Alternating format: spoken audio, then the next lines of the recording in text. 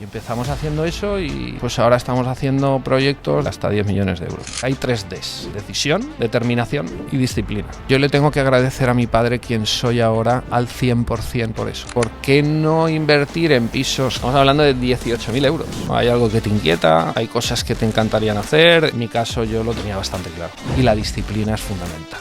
Tienes que ser muy disciplinado con tu cuerpo, muy disciplinado con tu tiempo. ¿Cuánto tiempo le vas a dedicar a conseguirlo? Tony, ¿qué tengo que entender de tu pasado para entender la persona que eres hoy? Básicamente lo que tienes que entender de mi pasado para saber o para entender la persona que soy hoy es que ha sido un pasado con muchos retos, muchas dificultades, pero también con mucha determinación hacia aquello que me inquietaba, ¿no? Que era ser empresario. En algún momento de la vida de todos los empresarios, aquellos pensamientos de que quieres ser de mayor, pues hay gente que a lo mejor lo tiene muy claro. Yo quiero ser ingeniero, o quiero ser arquitecto, o quiero ser futbolista, o el típico que quiere ser astronauta, o todas estas cosas. Pero los empresarios normalmente, a no ser que vengas de familia de empresarios y tengas muy claro que esa misma empresa es tu vocación, los empresarios encontramos el momento más adelante, ¿no? Hay algo que te inquieta, hay cosas que te encantarían hacer, tu mente no para de pensar en cosas. Bueno, llega el momento de elegir una carrera universitaria y entonces el empresario pues tiene que elegir, ¿no? Hay muchos empresarios que eligen carreras técnicas y acaban siendo empresarios. En mi caso yo lo tenía bastante claro. Hice dirección de administración de empresas. ¿Y qué había que entender de mi pasado? Pues bueno, pues que yo soy hijo de empresario, que tuve retos difíciles para poder serlo, porque, bueno, pues en un momento de mi vida mis padres, como tantas parejas, deciden tomar caminos diferentes y yo pues bueno, continúo estudiando, me pongo a trabajar para poder acabar mis estudios, pero tengo claro que quiero ser empresario. Entonces pues llega el momento de que uno acaba la carrera y con 28 años decidí montar Valseco. ¿Eras buen estudiante? Pues la verdad es que era muy buen estudiante en el colegio. Me saqué el selectivo a la primera en junio y los 3 primeros años de carrera muy bien. Los 2 últimos, como me puse a trabajar por las circunstancias que te he explicado, pues costaron un poquito más. Pero bueno, se combinaron los estudios con trabajo y acabé mi carrera un poquito más tarde de lo que me hubiera gustado. Pero bueno, ya tenía experiencia profesional. ¿En qué trabajabas en esa época? En aquella época trabajé desde una empresa de equipos de sonido para automóviles hasta locales de noche. O sea, se trabajaba donde habían amistades, contactos que pudieras tuvieran darte de trabajo, pues trabajabas. ¿A qué edad? Porque dices que siempre has querido ser empresario. Bueno, siempre no lo sabes cuando eres excesivamente joven o eres un niño. Pero ya en la adolescencia ya empiezas a pensar. ¿Qué querías ser de niño? Vamos por ahí, por curiosidad. Bueno, si quieres que te diga la verdad, no me acuerdo. O sea, yo creo que todos de niño queremos ser algo que está relacionado con nuestra pasión o hobby, ¿no? Yo recuerdo perfectamente que me encantaba el fútbol y me encantaba el baloncesto. En mi época fue cuando empezó a despuntar el baloncesto en España. A mí me encantaba el baloncesto, incluso me quise ir a Estados Unidos a estudiar para jugar al baloncesto. De hecho, mi primo Jorge, que es el más mayor de todos, bueno, pues me decía que jugaba muy bien al básquet. Lo que pasa que, claro, no tengo estatura.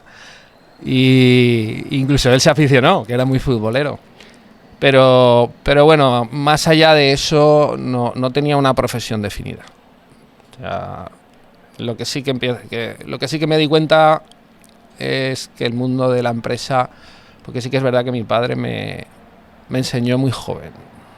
Mi padre empezó ya siendo muy joven, te estoy hablando de muy joven, a mis vacaciones llevarme a trabajar a la empresa. Era un almacén de material industrial. Entonces, si yo quería algo más que la paga semanal, a trabajar en vacaciones, a trabajar en festivos, y me enseñó muy joven lo que era trabajar para ganarse la vida o para ganarse un dinero. Y claro, el trabajar en una empresa, bueno, pues también te despierta eso que llevas dentro, ¿no? Entonces, por circunstancias, bueno, pues yo entendía que iba a ser el sucesor en esa empresa, y por las circunstancias que os he comentado no fue así.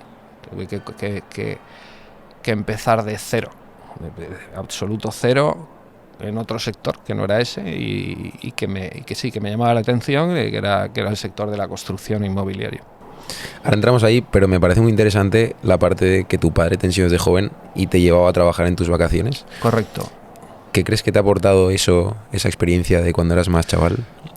Yo creo que yo le tengo que agradecer a mi padre quien soy ahora al 100% por eso. El espíritu de sacrificio, el saber que las cosas cuestan esfuerzo, el que todos tus amigos estén de vacaciones. Nosotros vivíamos en el plantío, en la cañada, y en vacaciones pues todos salían por la noche, incluso muy jovencitos, estoy hablando desde los 14 años. Por la noche después de cenar, a quedar en un grupo y tal, y tú tenías que ir a trabajar al día siguiente a las 7 de la mañana. Entonces, eso duele. Y cuando volvías de trabajar era cuando podías irte a ver a tu novia. Y eso pues va calando, para que el viernes tuvieras un extra económico y el fin de semana pudieras hacer algo más de lo que podías hacer con la paguita habitual, ¿no? Y eso me enseñó mucho, me enseñó todo. Eso me enseñó el espíritu de sacrificio, lo que es la vida y lo que cuesta, ¿no? Las cosas. Que algo quiere, algo le cuesta. Eso me lo enseñó mi padre. ¿Por qué el sector en el que estás? ¿Cómo surge esa rama de emprendimiento ahí? Pues mira, como te digo, por esa circunstancia familiar, yo quedo un poco desorientado, ¿no? No hay empresa que heredar, o en la que suceder a nadie, ¿no? Entonces, bueno, a mí el sector inmobiliario me llamaba la atención. Me llamaba mucho la atención la parte de construcción. En casa hemos tenido por tradición siempre mucho gusto por las obras bien hechas, por el diseño, la arquitectura. Mi madre, se lo debo a mi madre es una apasionada de eso. Y hay una parte en mí que bueno, pues que también lo ha heredado, ¿no? Y entonces, pues, empecé a ver que empezaba a moverse en los inicios de aquel antiguo pico, ¿no? de movimiento inmobiliario, y me surgió la idea de decir, bueno, ¿por qué no invertir en pisos que entonces podías comprar un piso entre 1 millón, 3 millones de pesetas? ¿Vale? Estamos hablando de 18.000 euros. Eso para los más jóvenes, que no. En el barrio de Ruzafa podías comprar un piso por 3 millones de pesetas. Sí, las típicas guardillas o pisos de portería, etcétera, etcétera. Y dije, bueno, esto puede ser un buen negocio, reformarlos y venderlos. Entonces, pues bueno, se puso a tiro una oportunidad, busqué inversores, porque yo no tenía absolutamente nada, pero gente que sí que estaba relacionada con el sector. Pedí presupuestos para hacer reforma. Veía una disparidad muy grande entre un presupuesto y otro. Claro, no lo entendía. Y como no entendía, dije, bueno, pues no me voy a meter en esto porque no sé cómo se hace una reforma, cómo se hace ningún tipo de... y ni lo que valen las cosas. Entonces surgió la oportunidad de poder contratar profesionales a través de la gestoría de mi madre, que ya está jubilada, que sus clientes, tenía muchos clientes autónomos, muchos clientes que llegaban del extranjero para trabajar en España. En aquel momento hubo muchísima afluencia de profesionales.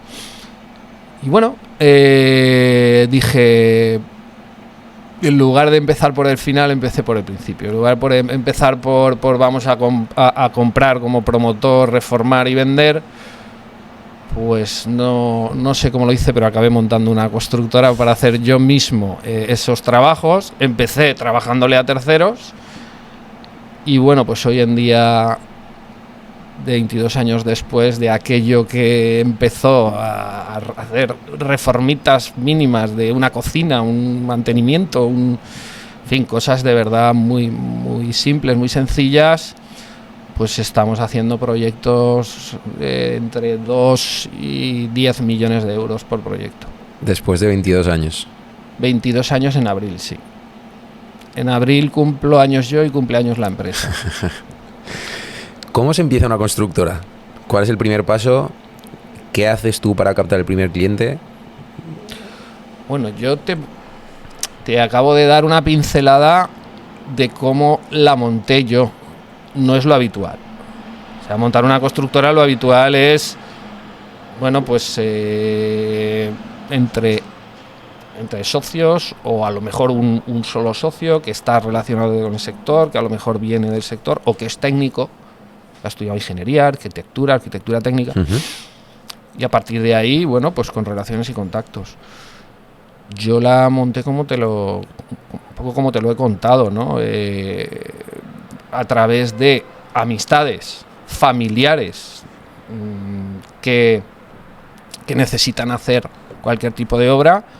Bueno, como yo tenía esa posibilidad de tener profesionales al alcance, gracias a lo que os he comentado de la gestoría, pues bueno, constituí la sociedad con un primer contrato y un anticipo que me dieron para ese contrato. Constituí la sociedad y con el último pago pues la acabé de montar legalmente. O sea, pues estoy hablando de los primeros 3.000 euros para capital social y los segundos 3.000 euros para pagar el trabajo. Y así monté la constructora. ¿Cómo captas clientes? Como siempre, círculo cercano, de confianza. Yo empecé muy de cero. O sea, desde muy pequeñito. La familia, o sea, mis primos, pues tenían que hacer un trabajo, vuelvo a nombrar a mi primo Jorge, tenía que hacer un paellero en su chalet, pues me llamó y se lo hicimos, y amigos cercanos, pues oye, y la verdad que había poca oferta, como está pasando ahora, de gente buena, y mucha demanda, mucha necesidad de obra. Y empezamos haciendo eso y bueno, pues ahora estamos haciendo proyectos de promociones, como te digo, de hasta 10 millones de euros. ¿Qué cambia en la empresa desde empezar haciendo reformas y mantenimientos hasta estar haciendo proyectos de este tamaño? Cambia la mentalidad. Cambia el que tú tengas claro dónde quieres llegar. Y que ninguna circunstancia, la determinación por conseguirlo, ¿vale?, consiga que eches marcha atrás. En esto, a ver, lo fundamental es, hay 3 Ds. Deseo, o sea, decisión, tomas una decisión por un deseo, ¿no? Determinación y disciplina. Pase lo que pase. La mayoría de los empresarios, todos los empresarios, sufrimos en cuanto tomamos una decisión por un deseo, por un objetivo. Sufre obstáculo. Esto lo dice el gran Mario Alonso Puig y es tal cual. En cuanto tomes una decisión, te va a venir el obstáculo. Para ver si realmente tienes la determinación para seguir adelante. Y la disciplina es fundamental. O sea, tienes que ser muy disciplinado con tu cuerpo, muy disciplinado con tu salud, muy disciplinado con tu agenda, muy disciplinado con tu tiempo. ¿Cuánto tiempo le vas a dedicar a conseguirlo? Tienes que, yo por ejemplo, La mejor formación que he hecho, y siempre lo he dicho, fue una formación en dinámica de la gestión del tiempo. Cómo sacarle al día la máxima productividad. Cómo manejar una agenda con las acciones que más retribución tangible o intangible, y cuánto tiempo hay que dedicarle a eso. Porque también luego viene la familia. Hay que dedicarle tiempo a la familia, hay que dedicarle tiempo, como te he dicho, hay que hacer deporte. Hay que dedicarle tiempo a ciertas áreas de formación, ciertas áreas de disfrute, porque no puede ser todo sacrificio, porque si no el cerebro también se resiente, ¿no? Pero básicamente, ¿cómo consigues ir subiendo escalones? Poniéndote tú los objetivos, buscando las herramientas para superarte, formación, lectura, coaching, deporte, salud. Y eso podemos hablar de eso cuando quieras, todo el tiempo que tú quieras, porque ahora lo tenéis todos a la mano de un clic, pero en mi época eran cursos y libros. Y libros que además no existían prácticamente en España, no había demanda, entonces había que buscar. Has hablado de dos cosas que me han gustado mucho, la parte de obstáculos y la parte del tiempo. Querría profundizar en la parte de obstáculos porque me parece que hoy en día la gente busca excusas para todo, que al final son esos obstáculos que a lo mejor no siempre los tienes, sino que te los impones tú mismo. Querría saber cuáles han sido tus obstáculos principales para llegar hasta el punto en el que has estado, porque seguramente hayas tenido muchos y algunos bastante grandes. Y luego, ¿qué opinas sobre la gestión de los obstáculos o de cómo se impone cierta gente obstáculos en su vida para poner esa excusa de no puedo llegar a esto? Bueno, hay dos tipos de obstáculos, los reales y los mentales.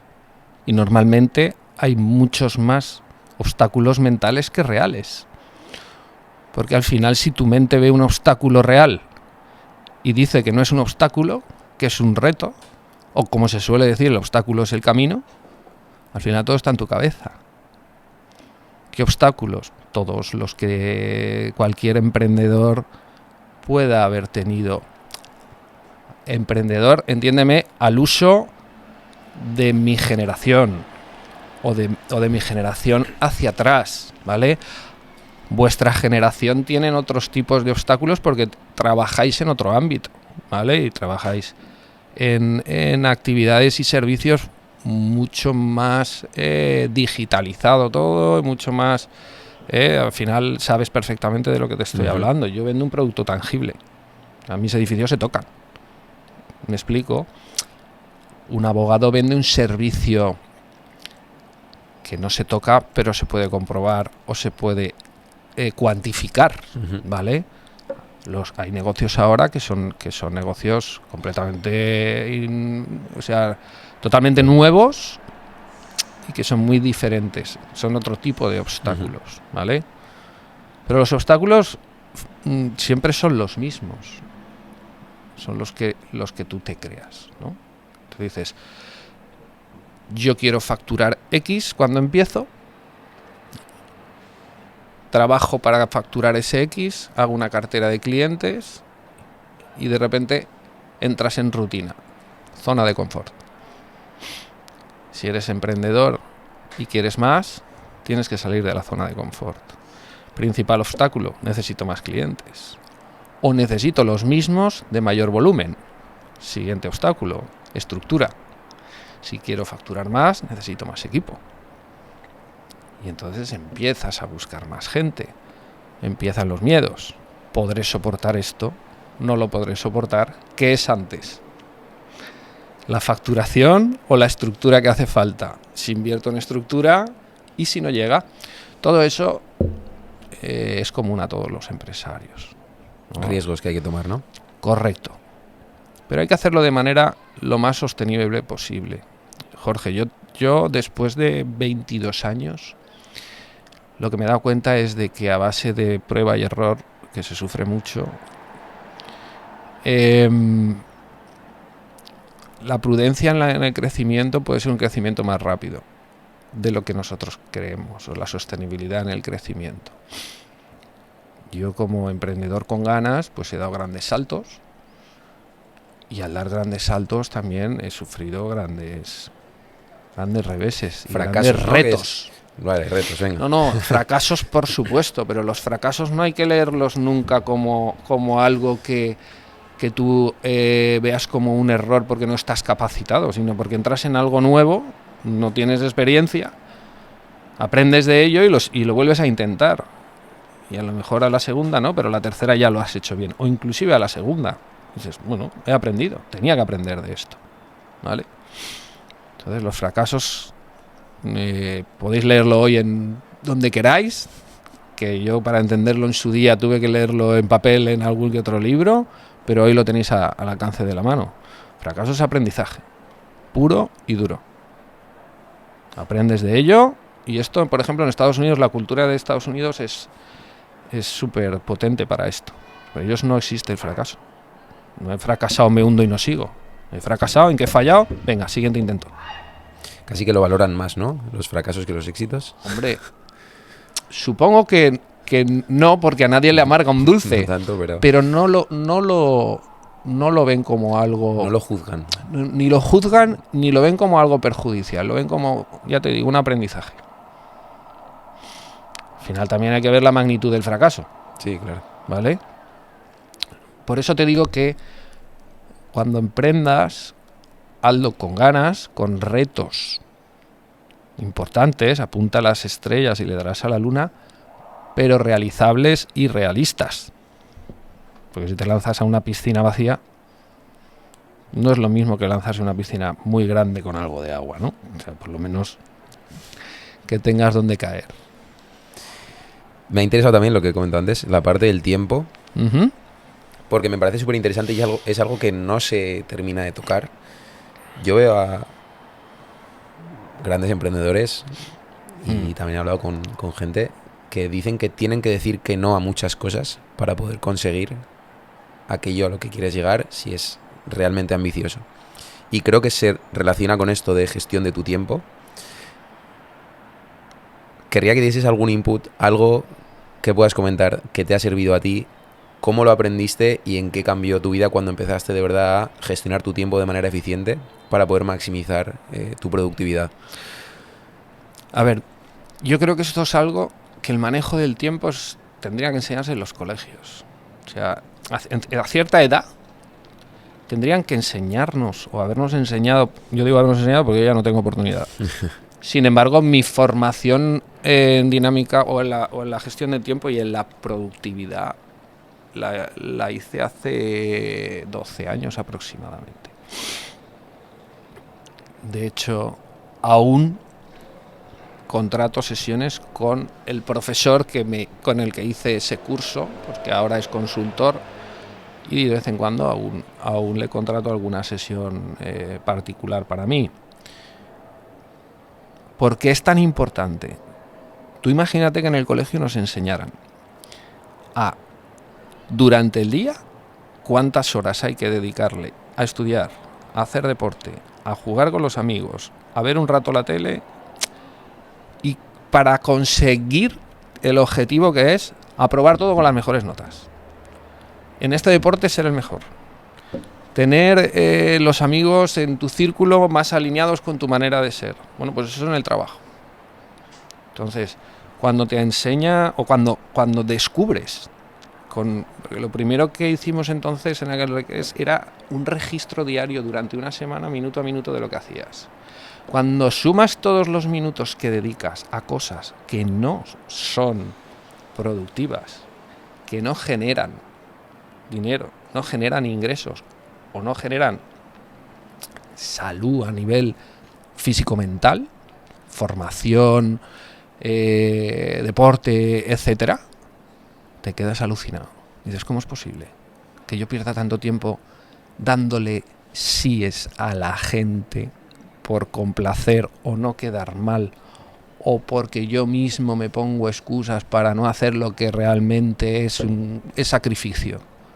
Cuando descubres eso y te mentalizas y dices, no, todo este tiempo lo voy a emplear en conseguir mis metas, en las 3-5 áreas de la vida, ¿vale? profesionales, de formación y cultural, y física y salud. Y cuando hablo profesionales hablo también de financieras. Coges todo ese tiempo que le dedicas a cosas que no tienen nada que ver con eso.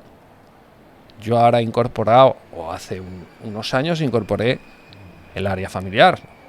He tenido hijos muy tarde porque tuve un hijo que se llamaba El Seco, que va a cumplir 22 años y me absorbió mucho de mi tiempo, pero ahora tengo un hijo de 2 y el área familiar necesita su tiempo también.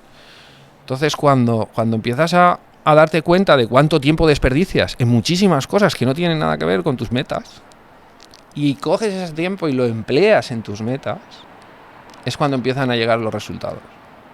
Y llegan con una fuerza que no te das cuenta. Va pasando el tiempo y de repente dices, pero ¿cómo puede ser que hayamos pasado de X personas en la empresa a golpe y porrazo toda esta gente? ¿Cómo puede ser que de esta facturación hayamos pasado a esta? ¿Cómo? Todo va así.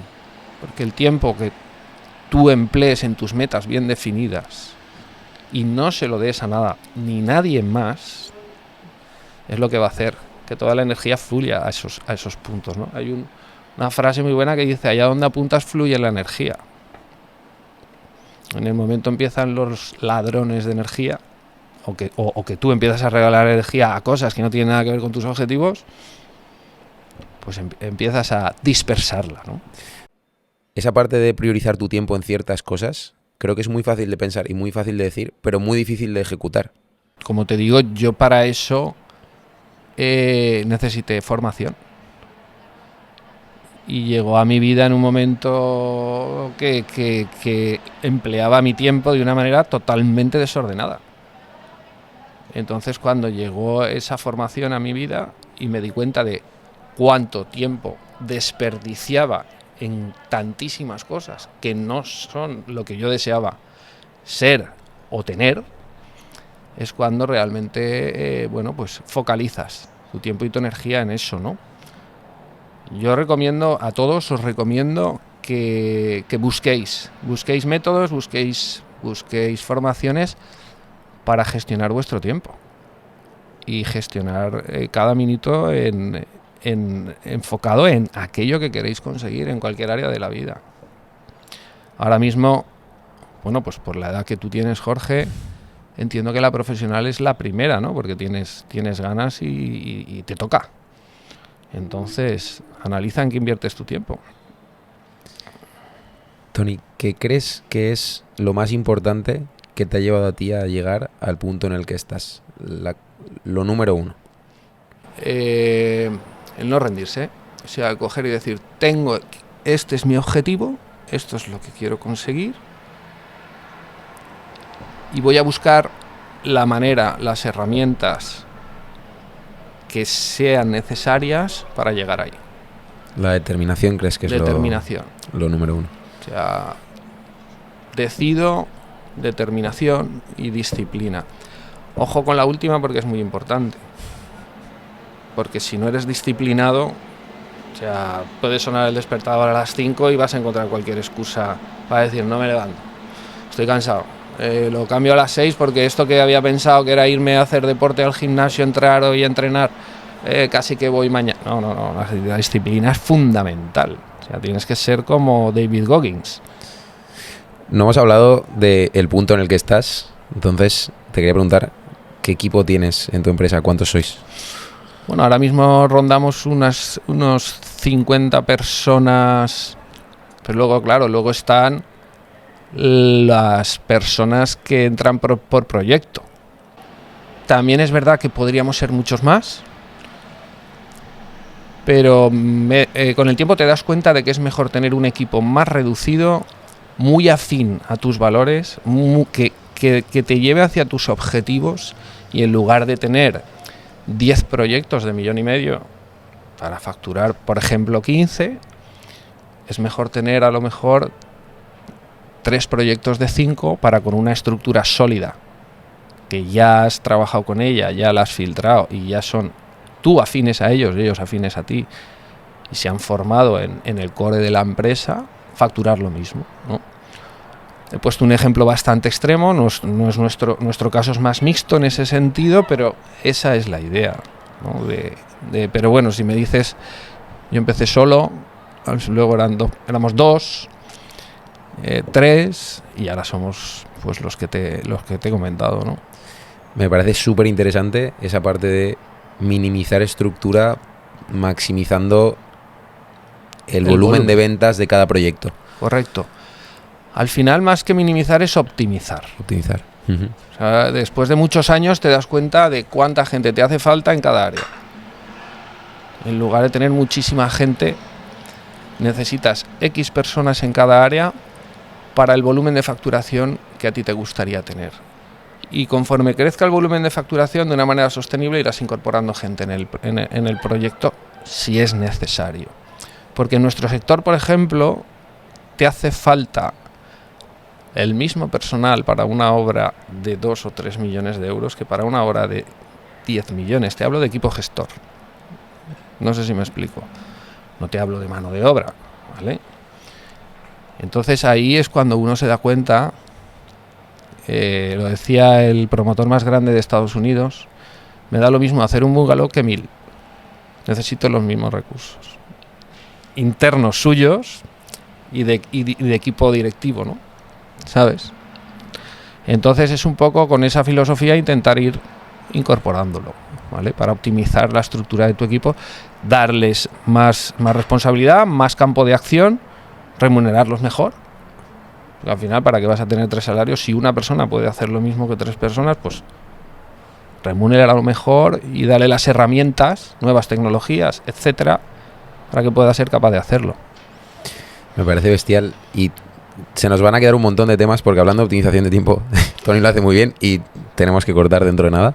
Ajá. Pero se nos quedan temas que me gustaría que lo repitiésemos el podcast. Encantado. Y hacer más episodios porque me fliparía que nos contaras sobre ventas dentro de tu industria. Ajá. Cómo haces la gestión de equipo con el equipo gestor que estabas comentando, Uh-huh. la parte de liderazgo, de motivar dentro de la empresa, tener una visión, que todo el mundo esté alineado dentro de esa visión que tú tienes de tu empresa. Creo que son temas que pueden ser brutales. Ajá. Los tendremos que dejar para otro día. Cuando quieras. Pero buscamos otra fecha. Pero Tony, gracias. Nada, gracias a ti. Gracias a ti por haber pensado que Valseco puede ser un ejemplo para tu proyecto. Por supuesto. A la gente que estáis escuchando, gracias. Y nada, de Booster, seguimos. Nos vemos en el próximo. Muy bien. Gracias. Venga. Chao a todos. Chao.